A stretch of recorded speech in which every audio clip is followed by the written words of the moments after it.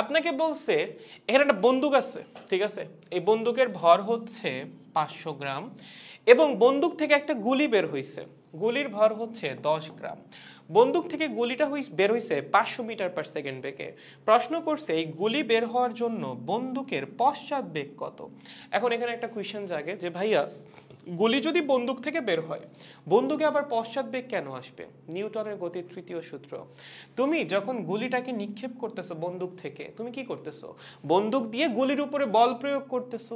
তুমি যখন গুলির উপরে বল প্রয়োগ করবা, গুলি কি তোমার উপরে প্রতিক্রিয়া বল প্রয়োগ করবে না? অবশ্যই করবে। সো যখনই বন্দুকের উপর একটা প্রতিক্রিয়া বল এই দিকে কাজ করবে, তখন কি বন্দুকটা পিছনের দিকে কিছুটা পিছায় আসবে না? অবশ্যই পিছায় আসবে। সো প্রশ্ন হচ্ছে সেটাই, বন্দুকটা কত বেগে পিছায় আসবে। ওকে, কেমনে করতে পারি? দেখো এখানে সংঘর্ষটা কখন হইছে। এখানে সংঘর্ষটা হচ্ছে গুলি ছোড়া, ঠিক আছে? গুলিটা যে আমরা ছুড়লাম সেটাই হচ্ছে আমাদের সংঘর্ষ। আচ্ছা, এখন এই গুলিটা ছোড়ার আগে গুলি কি স্থির ছিল নাকি গতিশীল ছিল বলো তো? যখন তুমি গুলিটা নিক্ষেপ করছো তারপর গুলি গতিশীল, বন্দুক কিছুটা পিছায় আসছে, বাট গুলিটা নিক্ষেপ করার আগে গুলি এবং বন্দুক দুইজনই কি ছিল? অবশ্যই স্থির ছিল। তার মানে এখানে সংঘর্ষের পূর্বে আদি ভরবেগের সমষ্টি হবে 0। কি বললাম? সংঘর্ষের পূর্বে আদি ভরবেগের সমষ্টি হবে 0। কেন ভাইয়া? কারণ এখানে সংঘর্ষটা কখন হইছে? যখন তুমি গুলিটা নিক্ষেপ করছো, গুলি নিক্ষেপের পর গুলি গতিশীল, বন্দুক পিছনের দিকে আসতেছে, বাট নিক্ষেপের আগে গুলি এবং বন্দুক দুইজনই স্থির ছিল। তার মানে দুইজনের বেগই ছিল 0। বেগ 0 হইলে ভরবেগ কত? অবশ্যই 0। তার মানে এখানে সংঘর্ষ হওয়ার পূর্বে বা গুলি নিক্ষেপের পূর্বে এই পুরো সিস্টেমের আদি ভরবেগের সমষ্টি কত? 0। বুঝছো? আচ্ছা, এখন ভরবেগের সংরক্ষণশীলতার নীতি অনুযায়ী আদি ভরবেগের সমষ্টি এবং শেষ ভরবেগের সমষ্টি কি হয়? সমান হয়। তোমার আদি ভরবেগের সমষ্টি কত আসছে? 0 আসছে। তার মানে এই কেসটাতে সিস্টেমের শেষ ভরবেগের সমষ্টিও অবশ্যই 0 আসতে হবে। বুঝছো কি বলছি? তোমার আদি ভরবেগের সমষ্টি আসছে 0। যেহেতু ভরবেগের সংরক্ষণশীলতার নীতি এখানে খাটতেছে, তাহলে অবশ্যই শেষ ভরবেগের সমষ্টিও কি আসা লাগবে? 0 আসা লাগবে। দেখো এখানে শেষ ভরবেগ কয়টা? শেষ ভরবেগ 2টা। একটা হচ্ছে গুলির আর একটা হচ্ছে বন্দুকের। মানে গুলি করার পর 2টা ভরবেগ আছে, একটা গুলির ভরবেগ বা গুলির শেষ ভরবেগ আর একটা বন্দুকের শেষ ভরবেগ। ওকে, গুলিটা যাচ্ছে কোন দিকে? ওই দিকে। তার মানে গুলির শেষ ভরবেগ কাজ করবে এই দিক বরাবর। সো আমি ধরলাম এটার নাম হচ্ছে PF2, ঠিক আছে? সেটার মান কত হবে? গুলির ভর ইনটু গুলির শেষ বেগ। গুলির ভর কত? 10 গ্রাম বা 10⁻⁻2 কেজি। গুলির বেগ কত? 500 মিটার পার সেকেন্ড। তার মানে শেষ ভরবেগ হচ্ছে 5 কেজি মিটার পার সেকেন্ড। ওকে, এটা কি? এটা আমাদের গুলির শেষ ভরবেগ। এই বন্দুকের শেষ ভরবেগ কোন দিক কাজ করবে?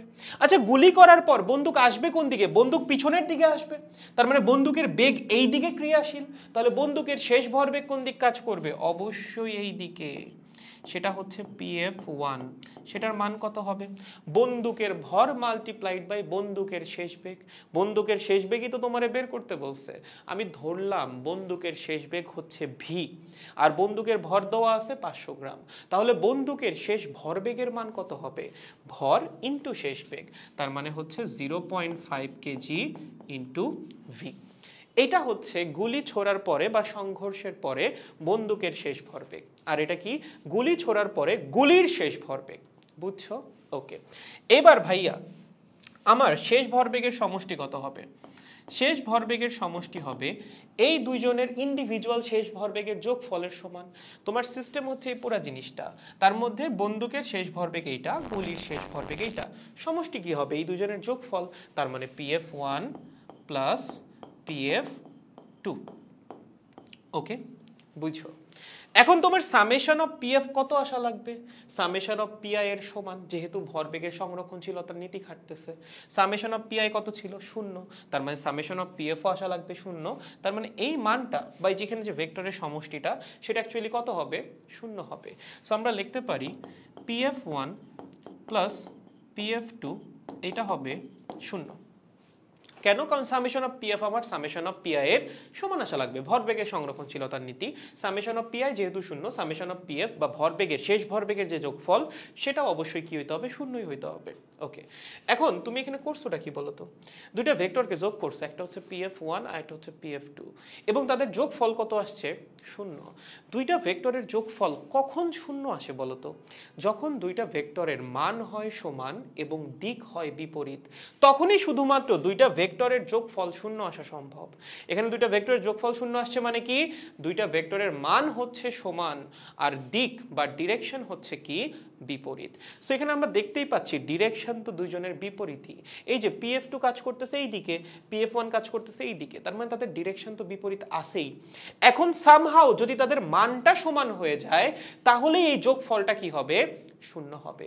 তাহলে যেহেতু আমাদের যোগফলটা শূন্য আসছে, সো আমরা বলবো এদের দিকটা বিপরীত এবং মানটাও কি? সমান। তার মানে পিএফ ওয়ানের মান যা, পিএফ টুর মানও হওয়া লাগবে। তাই পিএফ ওয়ানের মান কত? 0.5 ভি। পিএফ টুর মান কত? শুধুমাত্র 5। তাহলে ভি এর মান কত হবে? 10 মিটার পার সেকেন্ড। এটাই বন্দুকের শেষ বেগ। ঠিক আছে, এটা মনে এখানে ভালো মতো দেখা যাচ্ছে না, আর একটু উপরে লিখি। 0.5 ভি, এটা হচ্ছে আমার বন্দুকের শেষ ভরবেগের মান। আর গুলির শেষ ভরবেগের মান কত? 5। সো এখান থেকে ভি এর মান আসবে 10 মিটার পার সেকেন্ড। এটাই কি? এইটাই গুলির শেষ বেগ। গুলির না, সরি, বন্দুকের শেষ বেগ। বন্দুকের শেষ বেগ।